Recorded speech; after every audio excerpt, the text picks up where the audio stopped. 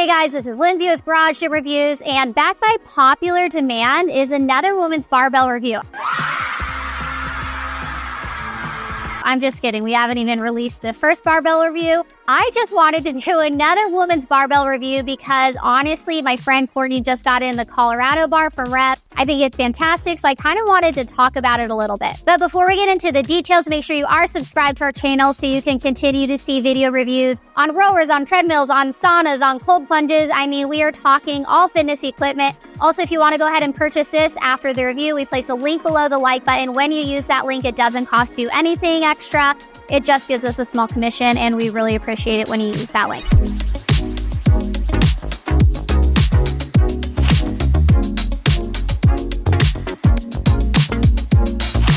All right, so women's barbells are 15 kilogram or 33.1 weight. That's obviously a lighter bar than a traditional men's bar at that 45-pound weight. I love the fact that they've come out with women's bars. I like that more companies are offering them and that they are making them quality. For me, I have like tiny little hands, so the fact that I can use a woman's bar, it has a smaller diameter, it's easier to grip, and there's a lot of different kind of benefits that we're going to walk through that make it specifically really good for a woman, and obviously that is why they are creating a woman's bar. With this Colorado bar from Rep specifically, there are a couple different color options you can get.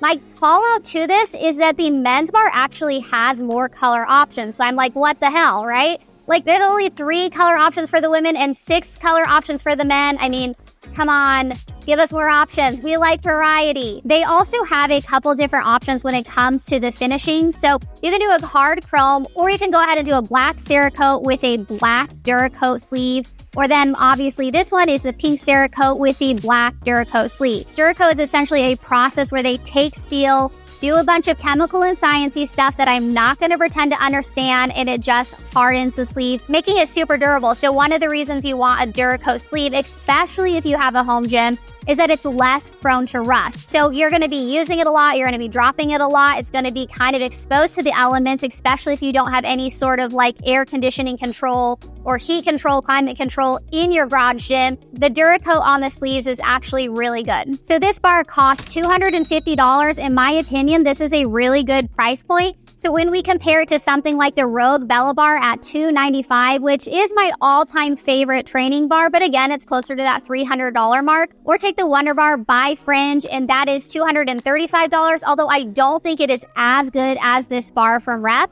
So I do think the $250 mark is actually a really fair price point for this bar. If $250 is still like a little bit out of your reach in terms of like a one-time payment, they do offer financing available on the website through Affirm. So go ahead, go through the checkout process. You can apply for the financing on the website. All right, so this is a 25 millimeter bar, so obviously it's going to be a smaller diameter than the men's bar. It also has no center knurling. I like this fact, and a lot of training bars don't offer center knurling. So if you are not somebody who is like just exclusively training power lifts, then something like this is going to be really good for you. You can do a multitude of workouts. So this is really good for any sort of like cross training, any sort of CrossFit workouts. You can also do Olympic lifts on it. And then obviously you can still train powerlifting on this. So you still have your big 3, your deadlift, your squat, your bench. The only thing that might come into question is if you're doing a low bar squat and you want to have that knurling on your back just as like that added grip factor, that might be a call out to you. But if you are most people and you are just looking for like a general training purpose bar, I don't think you are going to miss out on having that center knurling. Okay, so talking about the knurling, this actually offers a medium depth volcano style knurling. This is not going to be super aggressive. It's not going to eat up your hands, but I don't mind that fact. I actually don't like a super aggressive bar, even if I'm deadlifting heavy.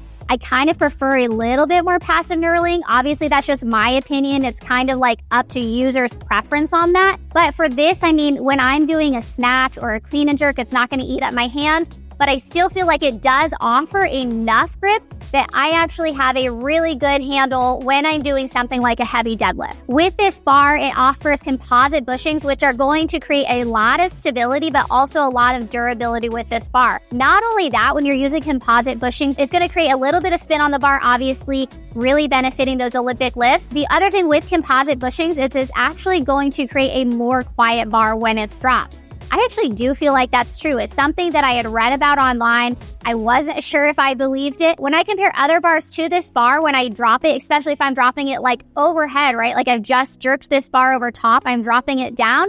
I actually do feel like this is a pretty quiet bar. Now, Coop always talks about this. He gets hyped about end caps. I think they're fine, okay? Like, I like that the Colorado bar from Rep does have quality end caps. I think that they look really nice, but it's not something that I'm like gonna pay extra for. However, I do want to call it out because if you are into like aesthetic, if you are into design, if you are actually like super into barbells, that might be something that you're going to notice. And with this Colorado bar, I mean, the end caps, like, let's be honest, they're actually probably the best end caps that I have seen on a barbell. Even compared to like the Bella bar, like these just outshine it by 100. Obviously, the end caps were designed in tribute to where Rep started, which is Colorado. This is the Colorado bar. They have a Colorado design end cap. So all of it points to Colorado, which, I mean, there's nothing wrong with Colorado. Like, I love it. I saw my first moose there. It's so great. Okay, so like I said, this is a multi-purpose bar. And one thing I do want to point out is the marking. So this is an IPF and then an IWF marking. So you have your International Powerlifting Association marking and then your International Weightlifting Association marking.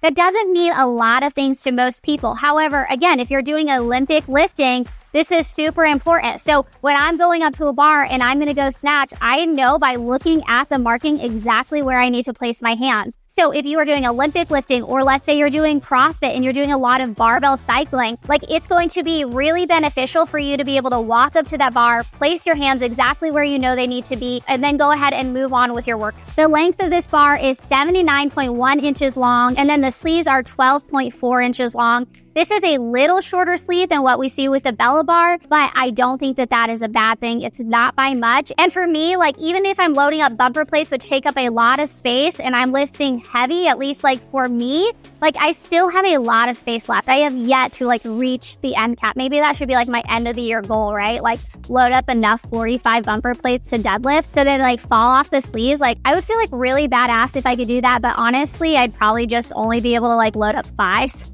through the end. I'll do that. I'll just load up the 5s and then be cool. The tensile strength on this is 190,000 PSI. That's actually really good. That's what I would consider like more of a high-end quality barbell. So when you're looking at a tensile strength, anything below 165,000, probably not the best. You want to look for at least 180,000, 190,000 is even better. There's even some bars right now that are going up to like a 215,000 mark, which is insane. I don't think for the general public, for a home gym owner, unless you have like a very specific amount of weight you want to load onto a bar, you need that like 200 plus. But again, 190,000, like super great, super durable, and is going to last you a long time. So like I said earlier, this barbell specific is a Cerakote finish, and then the sleeves are a Duracoat finish. There is not a lot of maintenance required for something like this. The website essentially says like this is not going to rust, this is rust resistant, but if you want to do anything, go ahead and use a 3-to-1 oil in order to just maintain the smoothness, the finish of it, but that's not something that you're going to need to do a lot. In fact, we do have a Colorado bar here that has been used quite frequently. It's a men's bar, and we have yet to oil it. I mean, it's maintained the look, the durability, even after lots of drops. Like we loaded it up with over 500 pounds, dropped it from a back squat, like nothing has happened. So overall, I don't think you're going to have to worry about putting that oil on a lot, but it is good information in case you want to.